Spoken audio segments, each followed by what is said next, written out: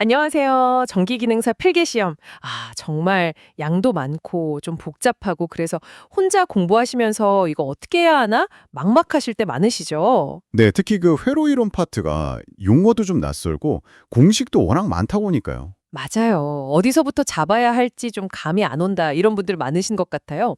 그래서 오늘은 여러분이 보내주신 자료 중에 전기기능사 AI 학습 노트, 네이버 블로그 포스팅 있잖아요. 네네. 그 자료요? 네, 거기 나온 내용 중에서 시험에 정말 자주 나온다는 핵심 기출 문제 하나를 오늘 좀 제대로, 집중적으로 파헤쳐 보려고 합니다. 좋습니다. 어떤 문제인가요? 이게 단순히 답만 딱 찾는 게 아니고요. 오늘 목표는 그 평형 삼상 델타 결선 회로 있잖아요. 네, 델타 결선이요? 네, 그거를 등가 Y 결선으로 바꿀 때 임피던스 값이 어떻게 변하는지 그 핵심 공식을 오늘 확실하게 딱 이해하고 넘어가는 겁니다. Y 델타 변환 말씀이시군요. 중요하죠. 네. 그리고 더 나아가서 이게 실제 시험장에서 어떻게 시간을 줄이고 또 정답률을 높이는 데 도움이 될 수 있는지 그 실전 감각까지 한번 같이 익혀보는 거죠. 물론 전기 공부의 기본, 전압 V, 전류 A, 그리고 오늘 주로 다룰 임피던스, 오미의 단위들 의미도 다시 한번 짚어보고요. 네, 기본 단위부터 확실히 하는 게 중요합니다. 자, 그럼 본격적으로 한번 시작해 볼까요? 오늘 우리가 같이 풀어볼 문제가 바로 이겁니다. 그 보내주신 블로그 자료에도 아마 그림이랑 같이 설명이 돼 있을 텐데요. 그림과 같은 평형 삼상 델타 회로를 등가 Y결선으로 환산하면 각 상의 임피던스는 몇 옴이 되는가 이거고요.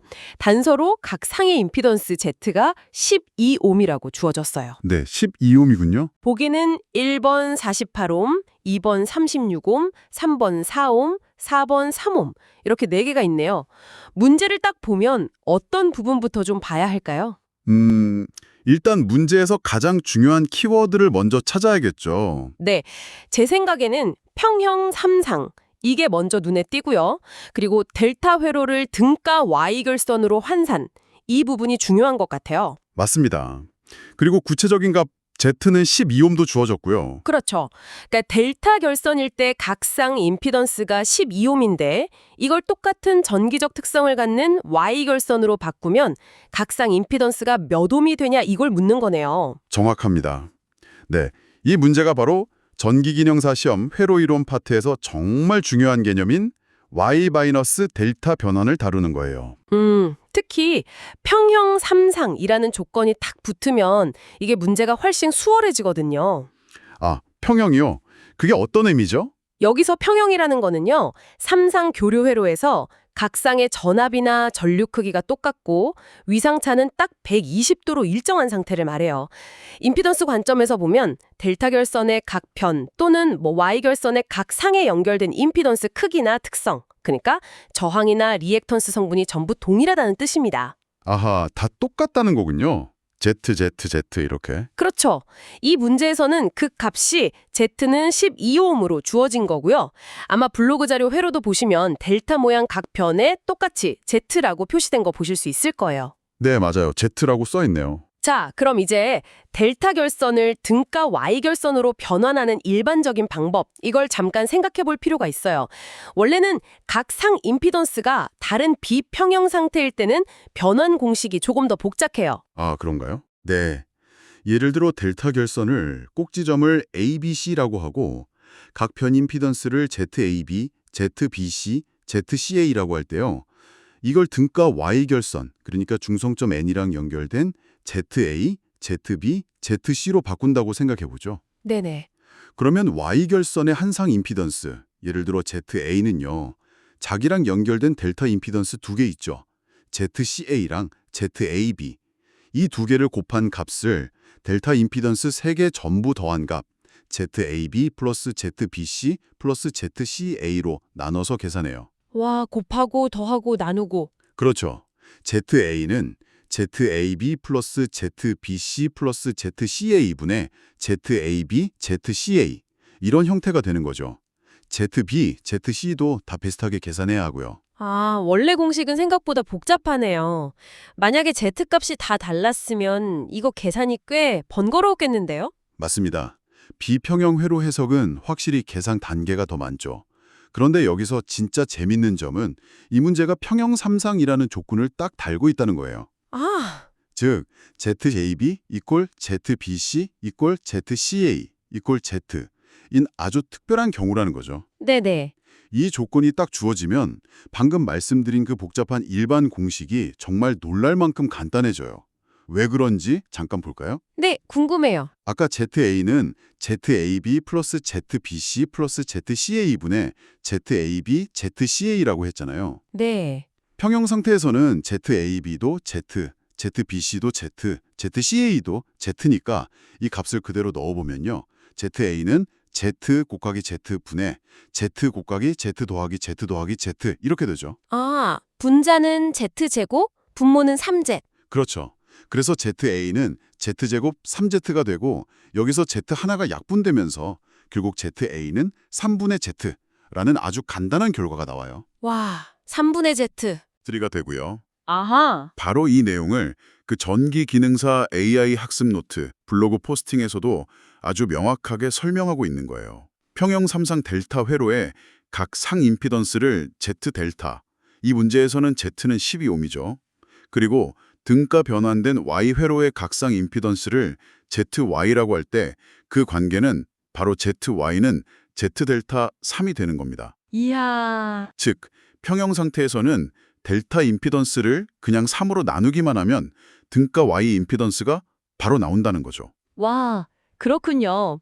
평형이라는 조건 하나 때문에 그렇게 복잡했던 공식이 그냥 나누기 3으로 확 줄어드는 거네요. 야, 왜 평형 조건이 중요한지 이제 확실히 알겠습니다. 그렇죠. 그럼 이 문제 풀이는 정말 간단해지는데요. 주어진 델타 임피던스 Z 델타가 12옴이니까 이걸 그냥 3으로 나누면 되는 거네요. 바로 그렇습니다. 그게 핵심이에요. 문제에서 평형 3상 단어 확인하고 델타에서 Y로 변환하라는 거 봤으면 바로 그냥 이 Z3 공식을 떠올리시면 됩니다. 네. 주어진 Z델타 값이 12옴이니까 등가 Y결선에서의 각상 임피던스 ZY는 12옴 나누기 3에서 4옴이 되는 거죠. 4옴. 네, 블로그 포스팅 풀이 과정 보면 RA-, RB-, RC- 이렇게 변환된 Y결선 각상 임피던스 기호 써서 각각 계산하는 것처럼 보이지만 결국 그 값은 모두 Z3와 동일하게 4옴이 된다는 걸 보여주고 있어요. 아, 네. 결과는 다 4옴이네요. 네, 그래서 변환된 Y결선의 각상 임피던스는 모두 4옴입니다. 여기서 단위는 당연히 문제에서 주어진 임피던스 단위인 옴을 그대로 따라가야 하고요. 이 단위 확인도 은근히 중요해요. 가끔 보기에 단위 다른 값이 섞여 있을 수도 있거든요. 맞아요. 단위 실수하면 안 되죠. 와, 그럼 보기 1번 48옴, 2번 36옴, 3번 4옴, 4번 3옴 중에서 정답은 확실하게 3번 4옴이네요. 네, 맞습니다. 야, 문제가 길고 회로도도 있어서 좀 복잡해 보였는데 평형 조건하고 Z3 공식만 알면 정말 순식간에 풀리는 문제였어요. 그렇죠. 문제 읽고 평형 3상 Y 델타에서 Y는 12옴. 그럼 12 나누기 3은 4네? 답 3번. 와, 이거 진짜 몇 초 안 걸리겠는데요? 네, 맞습니다. 실제 시험장에서는 이런 문제에서 시간을 버는 게 아주 중요해요. 전기기능사 필기시험의 시간 안에 풀어야 할 문제 수가 꽤 되잖아요. 그렇죠. 시간 싸움이죠. 이 평형 3상 Y델타 변환 공식, 특히 오늘 다룬 델타에서 Y로 변환할 때 임피던스가 3분의 1배 되는 관계, ZY는 Z델타 3. 이거는 워낙 기본적이면서도 활용도가 높아서 정말 단골 출제 유형이에요. 아, 정말요? 네, 그냥 기능사 시험뿐만 아니라 뭐 다른 전기 관련 시험이나 실제 회로 해석에서도 자주 쓰는 개념이니까 이번 기회에 확실하게 이해하고 딱 암기해 두시는 게 좋습니다. 단순히 공식만 딱 외우는 것보다 왜 이렇게 되는지, 아까 그 평형 조건 때문에 간단해진다는 거, 그리고 어떤 상황에 이걸 써먹어야 하는지 아는 게 중요하겠네요. 그렇죠. 그리고 이걸 좀 더 넓게 보면요. 복잡하게 막 얽혀있는 회로막 문제를 만났을 때 있잖아요. 네. 그럴 때 회로의 일부를 델타에서 Y로 아니면 반대로 Y에서 델타로 싹 변환하면 전체 회로가 더 단순한 직렬이나 병렬 구조로 바뀌어서 해석이 훨씬 쉬워지는 경우가 많아요. 아, 회로 자체를 간단하게 만들 수 있군요. 네. 예를 들면 저항 5개가 다이아몬드 형태로 연결된 브릿지 회로 같은 거요. 평형 조건만 맞으면 Y델타 변환으로 등가 저항을 훨씬 쉽게 계산할 수 있게 되죠. 그러니까 이 변환 공식은 단순히 한 문제 푸는 기술을 넘어서 복잡한 회로를 분석하는 아주 강력한 도구가 될 수 있다는 겁니다. 그렇군요. 단순 암기보다는 이런 활용 맥락까지 이해하면 더 기억에 오래 남고 응용력도 길러질 것 같아요.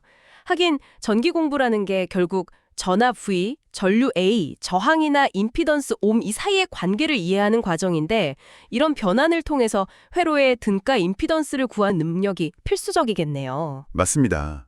결국 회로를 해석한다는 게 어떤 지점의 전압이나 특정 경로의 전류를 알아내는 거잖아요. 그러려면 전체 회로의 등가 임피던스나 각 부분의 임피던스를 정확히 알아야 옴의 법칙, V=IG나 키르히오프 법칙 같은 걸 적용할 수 있으니까요. Y델타 변화는 그 과정에서 아주 유용하게 쓰이는 수학적인 도구 중 하나라고 보시면 됩니다. 좋습니다. 오늘 전기기능사 AI 학습 노트 블로그 포스팅 덕분에 평형 삼상 델타 회로를 등가 Y결선으로 변환하는 중요한 문제를 같이 풀어봤네요. 핵심 내용 다시 한번 정리해볼까요? 네, 그러시죠. 가장 중요한 포인트는 평형 삼상 조건에서는 델타 결선의 임피던스 Z대라를 알면 등가 Y결선 임피던스 ZY는 아주 간단하게 구할 수 있다. 그 관계식이 바로 ZY는 Z대라 나누기 3이었다는 거. 그렇죠. 핵심입니다. 그래서 주어진 문제에서는 Z대라가 12옴이었으니까 ZY는 12옴 나누기 3 해서 4옴이 되었던 거고요. 네, 잘 요약해 주셨습니다. 시험 문제 푸실 때 지문에서 평형이라는 단서랑 같이 델타 결선 임피던스 값이 딱 주어지고 등가 Y결선 임피던스를 묻는다? 그러면 망설이지 마시고 바로 이 Z 나누기 3 공식을 적용하는 연습을 하시는 게 중요해요. 네. 계산 자체는 단순 나눗셈이지만 언제 이 공식을 쓸 수 있나? 이걸 빠르게 판단하는 게 실력 향상의 핵심이죠. 그리고 답 고를 때는 항상 단위가 옴으로 제대로 표시되어 있는지도 꼭 확인하는 습관. 이거 중요합니다. 맞아요. 작은 실수 하나가 오답으로 이어질 수 있으니까요. 네, 그렇죠. 특히 객관식 시험에서는 숫자만 보고 맞네 하고 성급하게 답 고르다가 단위 잘못 봐서 틀리는 경우도 종종 있거든요. 아, 정말 그럴 수 있겠네요. 오늘처럼 실제 기출문제를 가지고 직접 공식을 적용해보는 경험이 정말 중요한 것 같습니다. 아, 이 문제는 평형이니까 그냥 Z3 쓰면 끝! 이렇게 바로 떠올릴 수 있도록 반복 학습하는 거죠. 맞습니다. 이런 실전 연습이 쌓이면 시험장에서 비슷한 유형 만나도 당황 안 하고 소중한 시간 아껴서 다른 좀 더 어려운 문제에 집중할 수 있게 될 거고요. 그렇습니다. 결국 이런 기본적인 공식 하나하나를 확실하게 자기 걸로 만들고 빠르고 정확하게 적용할 수 있는 능력을 키우는 것. 그게 합격으로 가는 가장 확실한 길 중 하나일 겁니다. 네. 자, 오늘 내용을 마무리하면서요. 여러분이 한 걸음 더 나아가서 생각해 볼 만한 질문을 하나 던져드리고 싶어요. 어떤 건가요? 오늘은 평형 델타 회로를 등가 Y결선으로 변환할 때 임피던스가 Z델타 나누기 3이 되는 걸 확인했잖아요. 네, 3분의 1배 냈죠. 그렇다면 그 반대 과정, 즉 평형 Y결선을 등가 델타 결선으로 변환한다면 각 상의 임피던스는 어떻게 변할까요? Y결선 임피던스를 ZY라고 할 때 등가 델타 결선 임피던스 Z델타는 ZY와 어떤 관계가 있을지 한번 추론해 보세요. 아, 반대로 Y에서 델타로 갈 때는 어떻게 될까? 흥미로운데요. 네, 이 역변환 관계까지 이해하신다면 Y 델타 변환에 대한 여러분의 이해는 훨씬 더 깊어질 겁니다. 이 질문에 대한 답은 다음 학습을 위한 작은 과제로 남겨두겠습니다. 네, 오늘 함께 해주셔서 감사합니다. 다음 시간에 더 유익한 내용으로 찾아뵙겠습니다.